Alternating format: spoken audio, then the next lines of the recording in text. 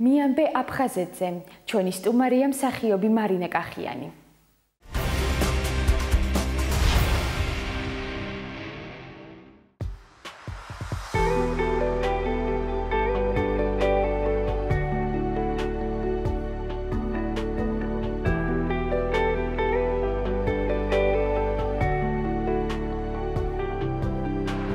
ლეგენდას გავს აფხაზეთი.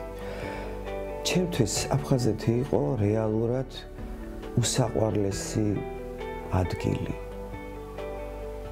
მე ახალგაზრდა ვიყავი, მაშინ ახალი დაწყებული მქონდა თეატრში მუშაობა, როდესაც ეს მოხდა.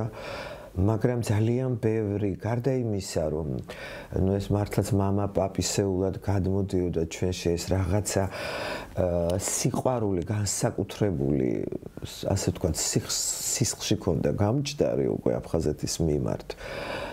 შემდეგ ამას დაერთო უკვე ჩემი პირადი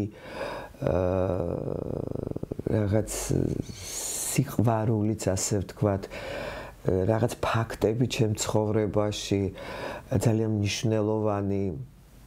ის რა ულამაზესი ადგილი იყო ეს სადაო არ არის მე მგონი და მე ვთვლი რომ მიუხედავად იმისა რომ საბედნიეროდ მომიწია საკმაოდ ბევრ ქვეყნებში მოგზაურობა სამსახურეობრივად დასასვენებლადაც არაერთხელ ყოფილვარ ძალიან ლამაზ და კარგ ადგილებში მე დღემდე ვთვლი რომ ეს არის მსოფლიოში ულამაზესი კუთხე.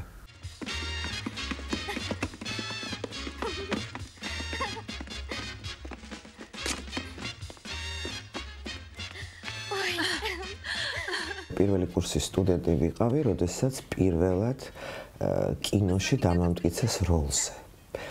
იყო მანამ რამდენჯერმე გადამიღეს რაღაც პატარა ეპიზოდებში, მაგრამ როლი პირველად მივიღე პირველ კურსზე და აი ეს საოცრება აღმოჩნდა, რომ ჩვენ მოგვიწია ყოფნა 2 თვე აფხაზეთში და ამით რა თქმა უნდა ჩემთვის კიდევ უფრო ძვირფასი და საინტერესო აღმოჩნდა მოგონებების მხრივ.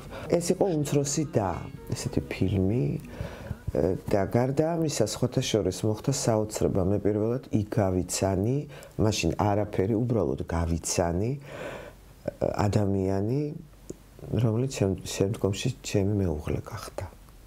თუმცა იქ არაფერი ჩვენი ურთიერთობა არ დაწყებულა, ჩვენ შემდეგ ხელმეორედ გავიცანით, ასე ვთქვათ, ერთმანეთი 2 წლის შემდეგ, მაგრამ უკვე შემდეგ როცა დავატრიალე ჩემი ფიქრები, სად ვნახე პირველად გია მატარაძე, სად გავიცანი, ამომიტივტივდა რომ ეს იყო ბიჭვინთა.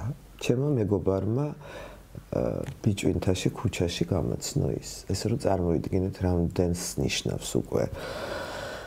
ამის გარდა ძალიან ხშირად დავდიოდით დასასვენებლად განსაკუთრებით როცა ჩემი შვილი უკვე მოევლინა ამ ქვეყანას, პატარა იყო, ჩვენ ძალიან ხშირად ვისვენებდით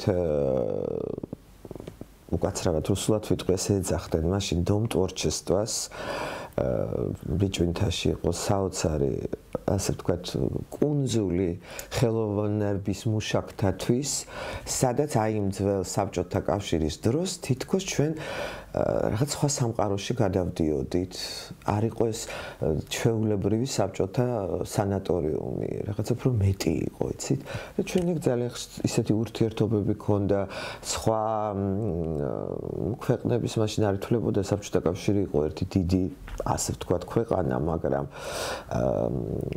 სხვა მსახიობებთან, რეჟისორებთან ქონდა ურთიერთობა, რუსებთან, უზბეკები და ასე შემდეგ და ძალიან კარგი ურთიერთობები ჩამოყალიბდა, რომელიც მიუხედავად შემდეგ უკვე დაშლისა საბჭოთა კავშირისა კიდე შენარჩუნდა. წლების განმავლობაში მე არ საუბრობდი ბიჭვინთაზე, ესე ხმამაღლა.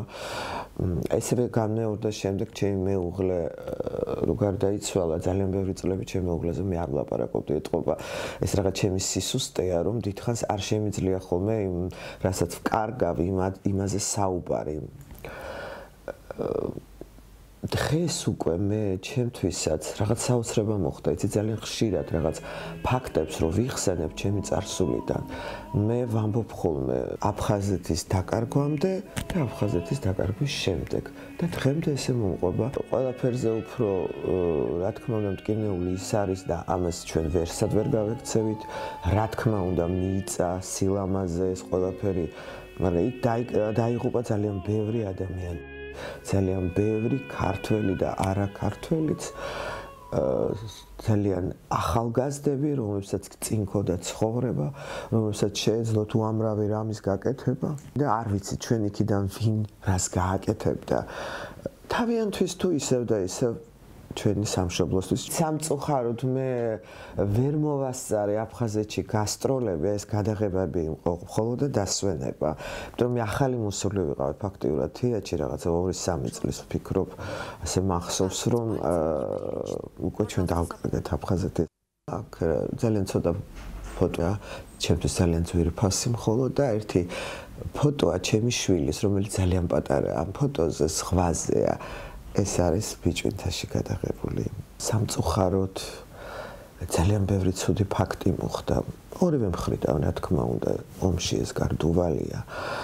მაგრამ მე ესე ვიცი, ესე მწამს და მჯერა, რომ ქართველებს და აფხაზებს ერთი ძირი აქვთ და ჩვენ მათი ყველაზე ახლო ნათესავები ვართ და მეგობრებიც. ესე მჯერა და ესე მწამს და რაც არ უნდა მოხდეს, მაინც ასე იქნება, მე ამის მწამს და გახსენდეთ ხოლმე ეს, მე ძალიან მინდა.